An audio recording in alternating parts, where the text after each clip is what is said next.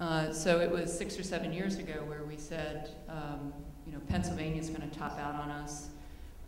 New Jersey's going to have some growth, and those are our two big markets for Drexel. So we began to look at where the growth was going to be in the nation in terms of the 18-year-old college-bound population, and we created offices in California, Florida, and Texas. And they now, those three states alone, provided 1 out of 10 entering freshmen this year. We had 2,800 freshmen and had 280 for those from those three states.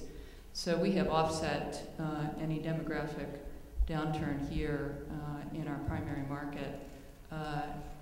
In conjunction with that, we have greatly expanded our international recruitment effort, and we draw from, I think, 100 different countries, but we have particular focus the last several years, and this focus will deepen over the next decade in China. And we have doubled our Chinese enrollment in each of the last 3 years. I have about 100 students from China in my freshman class that entered.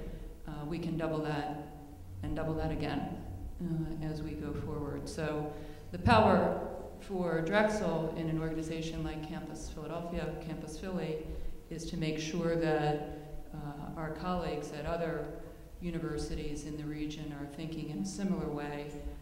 If we band together and focus on one state like California or one country like China with 1.3 billion people, we can continue to infuse this economy, and we can continue to drive this economy. Thank you, Joe. Moving on to Craig and the orchestra. The orchestra has designed a program specifically for college students called EZCU. Can you tell us how that idea works, how you came up with it, and how it's succeeding? Sure. Well, I'd like to say that I could take credit for it, but I was part of the implementation, not the idea. The EZCU actually, well, I'll backtrack a little bit. We had a program called Easy Seat at the orchestra, and it was based on the Philly car share model. So essentially, you could go online, click on a seat, see if it was available, and share that seat with others who may have it for a Sunday matinee, and you may take that for a Friday evening. The following week, you may take it for a Thursday matinee. And it was quite successful, and we thought, wouldn't it be great if we could take a version of that and make those seats even more affordable? And so what we've done is we've, for college students, by the way, so we have created a subscription in which for $25, any full-time, and that's the key, full-time college students are eligible to subscribe to the entire season of the Philadelphia Orchestra. So that's quite a deal, actually. And one of the reasons it's been successful is because it has become very communal. People have started to get together beforehand. We've helped with that through some events pre and post concert. I think one of the things that is key to this program is that we don't dumb it down in any way. These are our regular subscription concerts, but what we've done is we've created a social environment around them. It's interesting that you mentioned volunteerism earlier, because one of the things that we found is that the folks who participate in the Easy Seat U program, those students are actually finding their way back into other ways to be engaged, not just at the orchestra, but in the Kimmel Center and other arts and cultural groups. So there's an interesting connection to that. And I have to mention that Drexel and the Philadelphia Orchestra had a terrific partnership around our recent tour of China, where we together worked with LeBeau College, and that was exciting as well. And the thing that I will tell you about China is the same thing that we're experiencing here, and it's all about authentic civic engagement. And so it's fascinating to me that the same rules apply. Craig, has EZCU been around long enough that you have any data or any sense of how many students are engaged then after they make the brilliant decision to live here, they become orchestra subscribers? Yes, and I'm just going to pull those numbers out. We started it in 2008, so that would be the 2008-2009 season. And we had just about 1,500 students enroll, 1,000 1,541. At the end of last season, fiscal year 2010, which ended essentially in May of 2010, we had about 2,000. So we increased 30% just year over year. And when we tracked to see how those folks found out about it, again, it was through a social connection. It was through a friend. It was through someone that they knew had already been coming. So the idea of that communal experience around experiencing the orchestra, we believe has really helped increase those numbers. What's terrific is that we're just a few months into the year, and already we are at 1,600. We have a goal of 2,500 by the end of this year. Craig, one of the findings in the study was a little surprising to me that it wasn't more robust, was that going off campus for live music was sort of a mid-tier activity for the students. I would have thought it might have been a little higher. But what strategies are you using to lure students out of the cocoon and the on-campus events to get to the Avenue of the Arts? Well, it's interesting because we spent a lot of time, we spent a lot of time going onto campuses, and we still do, quite frankly. It's a combination of both. But we have identified partners. I like the title because we're going to start using it with our students as well, I think. But each campus or each university that we work with have designated lead managers who help to put up posters, who help to create a buzz. We will bring musicians onto the campus to give a sampling of upcoming programs.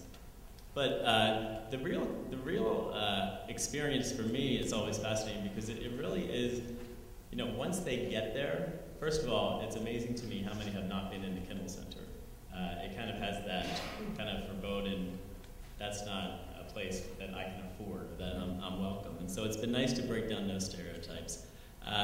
But it's really fun for them and also for the rest of the audience members because they actually are excited that there's a younger audience and it creates a bit of a momentum. So we do have point people at each of the campuses. We do go out to the campuses. We will perform a quartet performance at lunchtime in the middle of the day. But we do try to keep most of the focus at the Kindle Center, at the performance, and engaged around the orchestra and what we're doing. Thanks, Craig. Now to Tara Weiner of Deloitte. The study talked about how important internships are to attach students and graduates to the community. The mayor spoke passionately about the importance of internships. From your point of view at Deloitte, maybe sort of looking at selfishly, what does Deloitte get out of interns? Well, it's interesting. I'm glad you used the word selfish because I think there is a win-win-win-win scenario. First of all, we're here in a great city. Second, we have been proponents of internships, very similar to Drexel supporting the co-op program, that we have an opportunity to expose high talent to the professional services, so I'm now a service evangelist, along with a Philly one as well. But it really gives us an opportunity to let students have a peek at what it's like to work at Deloitte, and it allows us to have a relationship that begins with that student. And I have to tell you, the next win is cost, because once you develop that rapport, you really are looking to continue to nurture that relationship and hire that individual. It works for the student, especially in these times when they've been able to pre-identify a culture that they feel comfortable in, a city that they've become connected to and accustomed to, and really creates an opportunity to hit the ground running without first starting that learning all over again. So indoctrinate would be a bad term, I think, but you've cultivated really that kind of relationship that we think is highly, highly important. It allows us to really have people join us who know us, who want to be a part of our organization. And when they're there, they're not only learning about professional services, delivering to clients, they're learning about each other, but very importantly, we're very engaged in the community. We're very involved with the education communications that you just heard, with the icons in our cities, and with the universities. We couldn't be more fortunate to have such wonderful colleges and universities that attract fabulous students to come here, that become really the kind of people that we want to hire and engage. And it just, the circle continues, and it's extraordinary. And when we have things like Campus Philly, that really allows students to see the kinds of assets that this city has. It's just fabulous. I have to tell you something about Philadelphia, and so it's very interesting about native, non-native. We don't walk around bragging about how wonderful we are. We don't walk around bragging about our assets. We don't walk around bragging about how easy it is to sort of traverse this city and go to restaurants that we can afford. We don't brag that we're close to the mountains or Wissahickon Forest. I haven't hiked there, but close to the beach. Where else can you have all the assets of life, really, in your backyard? You've got to start bragging about it and being excited about Philadelphia. I mean, this latest, I am a Phillies fan, but this latest commentary of lifestyle and quality of life for that deficit, you're just going to have to put that quote in there, the survey next year. It really says a lot about our city. We've got to brag about it. Yeah, it's almost impossible to imagine Philadelphians calling their town the hub. Except with a sarcastic roll of the eyes, correct? I just wanted to add, I completely agree with you on that, wanting to brag. I had a recent experience of friends who moved to Texas, and they live in Austin. Well, first they moved to Dallas, and now they're in Austin. And I don't know what is in the water in Austin, but everyone loves Austin. I mean, the people who live there think they have the best roads, the best airport, the most beautiful city. And, it's a terrific city, but it ain't Philly. It's not Philadelphia. I mean, relative to maybe a couple of other cities nearby, I don't know. But yeah. There is Houston. And I do like Texas. But I think the point is, it just, and we feel that at the orchestra too, the further from your own backyard. The orchestra musicians are rock stars when we're in Europe, when we're in Asia, et cetera. So I just wanted to reiterate, I think that's a great point.